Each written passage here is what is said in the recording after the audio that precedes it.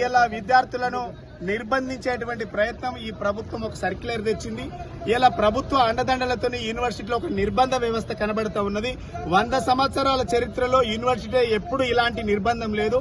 అంత పెద్ద ఉద్యమం జరిగినప్పుడు స్వతంత్ర ఉద్యమమైనా, వందే మాతరం ఉద్యమైనా, తెలంగాణ మలిదశ ఉద్యమ సందర్భంలో కూడా ఇలాంటి నిర్బంధ కాండం ఈ యూనివర్సిటీలో లేదు. ఇది రాష్ట్ర ముఖ్యమంత్రి 6 గ్యారంటీలు సోనియమ్మ ఇస్తే 7వ గ్యారంటీ కింద ఈ తెలంగాణ ప్రజలకు మేము ఇలా ప్రజాస్వామ్యం కల్పిస్తామని చెప్పిండు. కానీ యూనివర్సిటీలో ఇలా ప్రజాస్వామ్యం లేదు. ప్రజాస్వామ్యం కూని అయిపోయింది. విద్యార్థులకు దక్కాల్సినటువంటి ప్రాథమిక హక్కులను కాలరాస్తా ఉన్నారు. భావస్వేచ్ఛ ప్రకటనను కాలరాస్తా ఉన్నారు. ఇది మేము తీవ్రంగా ఖండిస్తా ఉన్నాం.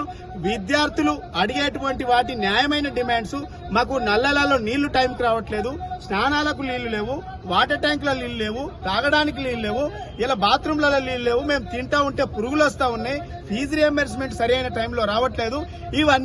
ఇవన్నీ అడుగుతున్నందుకు ఉద్యోగాలు 2 లక్షల ఉద్యోగాలు ఇస్తామన్నారు, ఇవ్వట్లేదు. యూనివర్సిటీలో బ్యాక్లాగ్ పోస్టులు పెండింగ్ లో ఉన్నాయి, వాటిని ఫిల్అప్ చేయమని అడుగుతున్నందుకు ఇలా విద్యార్థుల ఉద్యమాన్ని అణిచివేయడానికి, ఇలా యూనివర్సిటీని వేదికగా తీసుకొని ఇలా యూనివర్సిటీలో అణిచివేటటువంటి కుతంత్రాలు నడుస్తూ ఉన్నాయి. డెఫినెట్ గా విద్యార్థుల పక్షాన మేము పూర్తిగా మద్దతు తెలియజేస్తా ఉన్నాం. ప్రభుత్వం వెంటనే మీరు ఇచ్చినటువంటి సర్క్యులర్ ను వెనక్కి తీసుకోవాలి. విద్యార్థుల న్యాయమైనటువంటి డిమాండ్స్ నెరవేర్చాలని బీఆర్ఎస్ పార్టీ పక్షాన మేము డిమాండ్ చేస్తాం.